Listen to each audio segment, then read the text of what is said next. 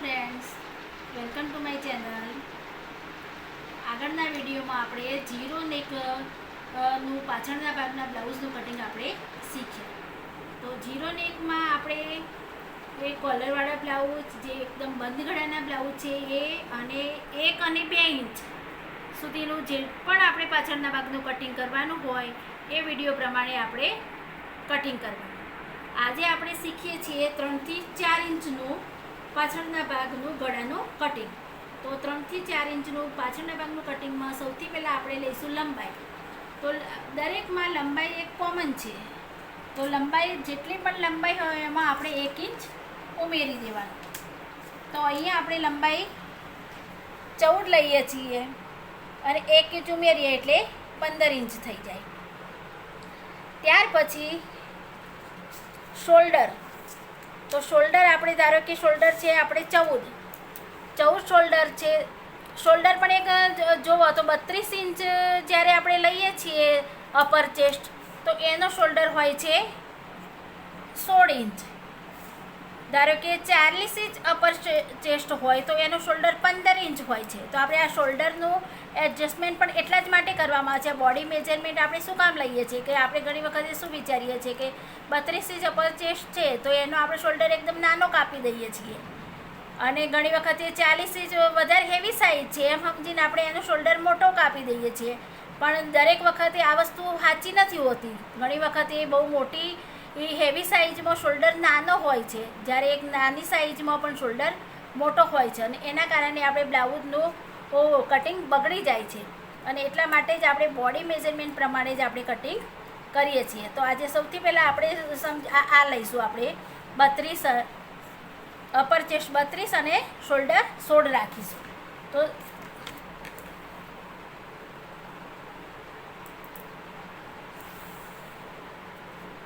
હવે આ 32 upper chest છે અને શોલ્ડર છે 16. તો સૌથી પહેલાં શું કરવાનું કે આ રીતે એક સીધી લીટી દોરવાની. ત્યાર પછી આપણે કોલરવાળા બ્લાઉઝમાં આપણે 1.25 ઇંચ રાખ્યું હતું, અહીંયા આપણે 0.5 ઇંચ રાખવાનું છે. પહેલાં એક લીટી દોરવાની, ત્યાર પછી 0.5 ઇંચ રાખવાનું અને પછી 6.5 રાખવાનું. કોલરવાળામાં આપણે 7.5 રાખ્યું હતું અને અહીંયા આપણે હવે 6.5 ઇંચ રાખીશું. ત્યાર પછી આ નિશાનને આપણે એકદમ સીધા કરી દો.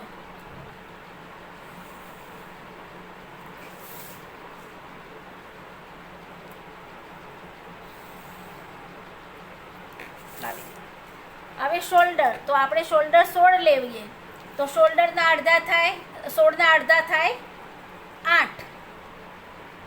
અને આપણે 3 અને 4 ઇંચનું આપણે પાછળના ભાગનું ગળાનું કટિંગ કરીએ છીએ. તો શું કરવાનું કે જેટલો પણ શોલ્ડર હોય એમાંથી 1/4 ઇંચ એટલે 1 ઇંચનો ચોથો ભાગ.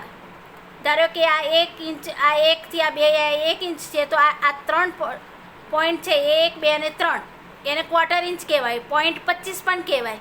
તો 1 ઇંચનો ચોથો ભાગ આપણે બાદ કરવાનો, કે જેટલો પણ શોલ્ડર છે એના અડધા કરવાના અને એમાંથી 0.25 બાદ કરવાના. એટલે આ છે આપણે 8 ઇંચ. તો 8 ઇંચમાંથી આપણે 1/4 ઇંચ બાદ કરીશું. તો કેટલા આવશે અહીંયા? 7.5. 7.5. ત્યાર પછી 32 અપર ચેસ્ટ છે તો એનો ચોથો ભાગ થાય 8 અને 1 ઇંચ આપણે માર્જિન ઉમેરવાનું. હવે ક્રોસ બેક. તો જેટલી પણ અપર ચેસ્ટ છે એનો 8મો ભાગ કરવાનો. તો 8મો ભાગ કઈ રીતે કરવાનો? સૌથી પહેલાં અહીંયા આપણે ચોથો ભાગ કેટલો કર્યો? 32નો ચોથો ભાગ 8 કર્યા. હવે આને આપણે આ રીતે આ કરી દેવાનું. તો આ 8મો ભાગ થઈ જાય. અહીંયા નિશાન કરવાનું અને અહીંયા 2.25 ઇંચ. આ બધું સેમ કોલરવાળા બ્લાઉઝનું સેમ જ છે, ફક્ત શોલ્ડરમાં જ આપણે થોડોક ફરક કરવાનો છે, 0.25 માઇનસ કરવાના છે. અને અહીંથી 1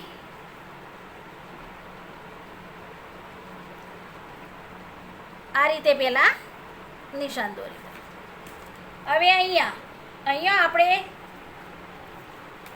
અહીંથી તે અહીંયા આપણે શોલ્ડરની પટ્ટી કેટલી રાખવી છે, તો ધારો કે તમારે 3 ઇંચ તૈયાર પટ્ટી રાખવી હોય તો 3.5 ઇંચ ઉપર લઈ લેવાનું, એટલે બે બાજુ શેષે તમારે માર્જિન જાય એટલે 3 ઇંચની પટ્ટી તૈયાર થઈ જાય. એટલે જેટલું પણ તમારે અહીંયા શોલ્ડરની પટ્ટી તૈયાર રાખવી હોય એટલું આપણે ઉમેરી દો. અહીંયા હું 3 ઇંચ રાખું છું. હવે અહીંથી આ જે 3 ઇંચ રાખ્યું છે આ નિશાનથી તે અહીંયા ઉપર આ રીતે ડાઉન આપી દેવાના, આ રીતે અહીંથી. હવે અહીંથી આપણે 3 ઇંચ અને 4 ઇંચ ગમે એ બંનેમાં આ રીતે એક જ સરખું થાય. હવે ધારો કે 3 ઇંચ છે ગળું, તો 3.5 ઉપર આપણે માર્કિંગ કરવાનું. અહીંયા 1/2 ઇંચ આપણે સિલાઈ માર્જિન લેવાનું.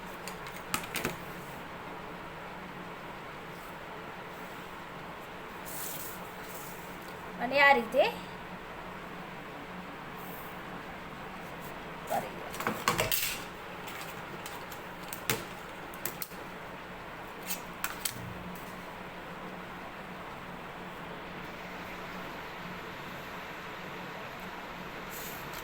આવી રીતે ગળાનો શેપ આપી દેવાનો.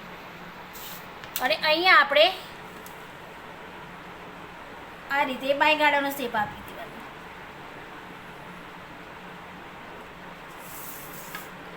હવે કમર આપણે અહીંયા લઈશું 26, તો 26નો ચોથો ભાગ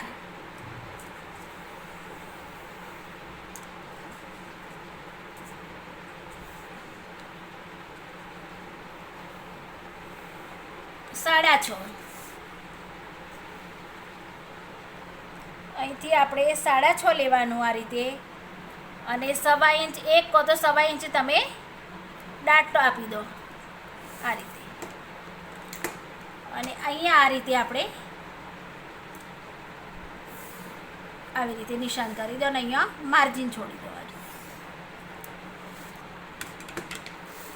તો આ રીતે આપણે હવે આ આર્મ હોલ છે દર વખતે આપણે માપી લેવાનું. હવે તમારે આગળના વિડીયોમાં મેં ડિટેલમાં બતાવ્યું છે કે થોડું વધઘટ થતું હોય એ રીતે આપણે ઉપર નીચે કરી શકીએ છીએ, તો એ દર વખતે એ આપણે કરી લેવાનું. હવે આમાં 3 થી 4 ઇંચના ગળામાં શું ફરક થયો? ફક્ત શોલ્ડરનો. તો અહીંયા આપણે પહેલાંમાં આપણે 1/2 ઇંચ આપણે માર્જિન વધાર્યું હતું, અહીંયા આપણે માઇનસ કર્યું. 3 થી 4 ઇંચમાં આપણે શોલ્ડરના અડધામાં આપણે 0.25 બાદ કર્યા. અને અહીંયા અને આ બધું સેમ જ છે, ફક્ત આટલું જ આપણે એડજસ્ટમેન્ટ કરવાનું છે. તો આ રીતે 3 થી 4 ઇંચનું જ્યારે આપણે ગળું કટિંગ કરતા હોઈએ ત્યારે આ રીતે કરવાનું. અને નેક્સ્ટ વિડીયોમાં આપણે 5 થી 6 ઇંચનું આપણે ગળાનું કટિંગ જોઈશું.